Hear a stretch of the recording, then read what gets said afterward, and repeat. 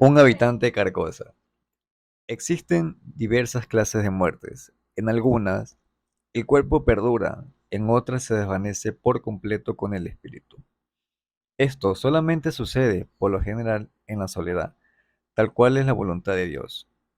Y no, habiendo visto nadie ese final, decimos que el hombre se ha perdido para siempre, o que ha partido para un largo viaje, lo que es el hecho de verdad.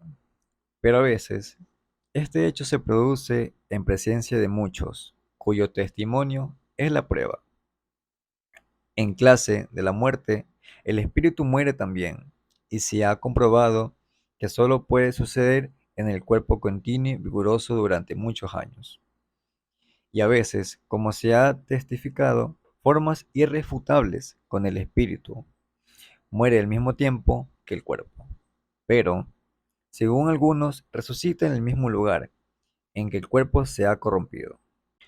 Mediante estas palabras de Halley, Dios lo condena en paz eterna, y preguntándome cuál sería el sentido pleno, como aquel que posee ciertos indicios, pero duda si no habrá algo detrás de lo que se ha desconcernado.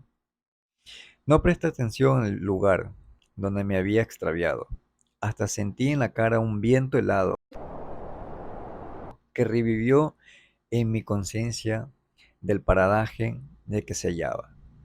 Observé con asombro que todo lo que me resultaba ajeno a mi alrededor se extendía una desolada y yerna llanura, cubierta de hierbas altas, marchitas, que me agitaban y me silbaban bajo la brisa del otoño. Portadora de Dios, sabe qué misterios e inquietudes, a lo largo intervalos, se erigían unas rocas de forma extrañas y sombríos, colores que parecían tener mutuo entendimiento y intercambiar miradas significativas, como si hubiese asombrado la cabeza para observar la realización de un acontecimiento previo. Aquí y allá, algunos árboles secos parecían ser los jefes que están mal evocada conspiración silenciosa expectativa. A pesar de la ausencia del sol, me pareció que el día que estaba muy avanzado, y aunque me di cuenta que en el aire era frío y húmedo, mi conciencia del hecho era más mental que física. No experimentaba ninguna sensación de molestia. Por encima del lejúreo pasaje se cernía una bodega de nubes bajas y plomizas, suspendidas con una maldición visible. En todo había una amenaza y un presagio, un detallado de maldad, un inicio de fatalidad. No había ningún pájaro, ningún animal, ningún insecto. El viento suspiraba en las ramas desnudas de los árboles muertos, y las hienas gris se curvaban para susurrar a la tierra secretando espantosos. Pero ningún otro ruido, ningún otro movimiento rompía la calma terrible de aquel funesto lugar. Observé en la hierba ciertos números de piedras gastadas por la intemperie y evidentemente trabajadas con herramientas. Estaban rotas, cubiertas de musgo y medio hundidas en la tierra.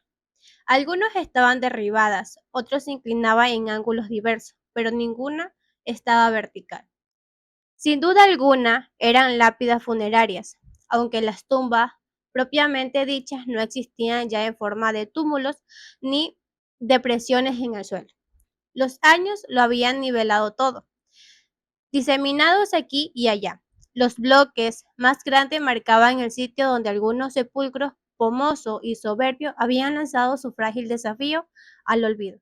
Estas reliquias, estos vestigios de la vanidad humana, estos monumentos de piedad y afecto me parecían tan antiguos, tan deteriorados, tan gastados, tan manchados y el lugar tan descuidado y abandonado. Más que creerme el descubridor del cementerio de una raza prehistórica, de hombre cuyo nombre se había extinguido hace muchos siglos.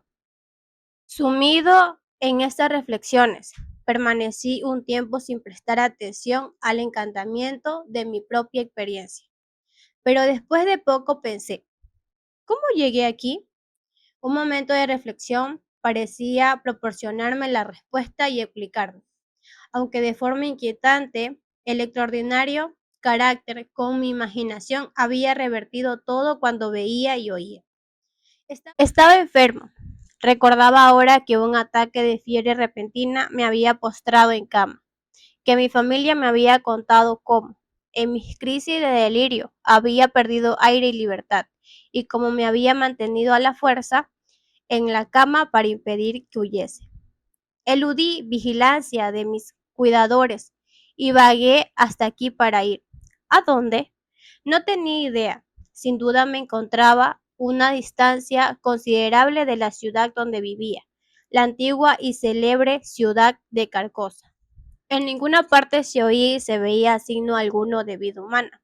No se veía ascender ninguna columna de humo, ni se escuchaba el ladrido de ningún perro guardián, ni el mugido de ningún ganado, ni gritos de niños jugando. Nada más que ese cementerio lúgubre, con su atmósfera de misterio y de terror debida a mi cerebro trastornado. ¿No sería todo esa una ilusión engendrada por mi locura? Llamé a mis mujeres y a mis hijos. Tendí mis manos en busca de las suyas. Incluso caminé entre las piedras ruinosas y las hierbas marchitas. Un ruido detrás de mí me hizo volver la cabeza. Un animal salvaje, un lince se acercaba. Me vino un pensamiento. Si caigo aquí, en el desierto, si vuelve la fiebre y desfallezco, esta bestia me destrozará la garganta. Salté hacia él, gritando. Pasó a un palmo de mí, trotando tranquilamente, y desapareció tras una roca. Un instante después, la cabeza de un hombre pareció brotar de la tierra, un poco más lejos. Ascendía por la pendiente más lejana de una colina baja, cuya cresta apenas se distinguía de la llanura. Pronto vi toda su silueta, recortada sobre el fondo de nubes grises. Estaba medio desnudo, medio vestido con pieles de animales. Tenía los cabellos en desorden y una larga y andrajosa barba. En una mano llevaba un arco y flechas, en la otra una antorcha llameante, con un largo rastro de humo. Caminaba lentamente y con precaución, como si temiera caer en un sepulcro abierto, oculto por la alta hierba. Esta extraña aparición me sorprendió, pero no me causó alarma. Me dirigí hacia él para interceptarlo. Hasta que tuve de frente, lo abordé, con el familiar saludo. Que Dios te guarde. No me prestó la menor atención, ni disminuyó su ritmo. Buen extranjero, proseguí. Estoy enfermo y perdido. Te ruego me indiques el camino a Carcosa. El hombre entonó un bárbaro canto, en una lengua desconocida. Siguió caminando y desapareció. Sobre la rama de un árbol seco, y un búho lanzó un siniestro aullido, y otro le contestó a lo lejos. Al levantar los ojos, vi a través de una brusca fisura en las nubes a Aldebarán, y a las hiadas todo sugería la noche. El lince, el hombre portando la antorcha, el búho, y sin embargo, yo veía incluso las estrellas en ausencia de la oscuridad. Veía, pero evidentemente no podía ser visto ni escuchado. ¿Qué espantoso sortilegio dominaba mi existencia? Me senté al pie de un gran árbol para reflexionar seriamente sobre lo que más me convendría hacer. Ya no tuve dudas de mi locura, pero aún guardaba cierto resquemor acerca de esta convicción. No tenía ya rastro de alguna fiebre. Más aún, experimentaba una sensación de alegría y de fuerza que me eran totalmente desconocidas. Una especie de exaltación física y mental. Todos mis sentidos estaban alerta. El aire me parecía una sustancia pesada, y podía oír el silencio. La gruesa raíz del árbol, gigante, abrazaba y oprimía una losa de piedra que emergía parcialmente por el hueco que dejaba otra raíz. Así, la piedra se encontraba al abrigo de las inclemencias del tiempo. Aunque estaba muy deteriorada, sus aristas estaban desgastadas, sus ángulos roídos, su superficie completamente desconchada. En la tierra brillaban partículas de mica, vestigios de su desintegración.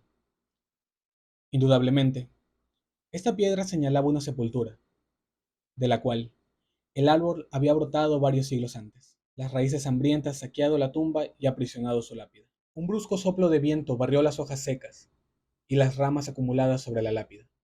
Distinguí entonces las letras del bajo relieve de su inscripción y me incliné a leerlas. Dios mío del cielo, mi propio nombre, la fecha de mi nacimiento y la fecha de mi muerte. Un rayo del sol iluminó completamente el costado del árbol, mientras me ponía en pie de un salto, lleno de terror. El sol nacía en el rosado oriente. Yo estaba en pie, entre su enorme disco rojo y el árbol, pero no proyectaba sombra alguna sobre el tronco.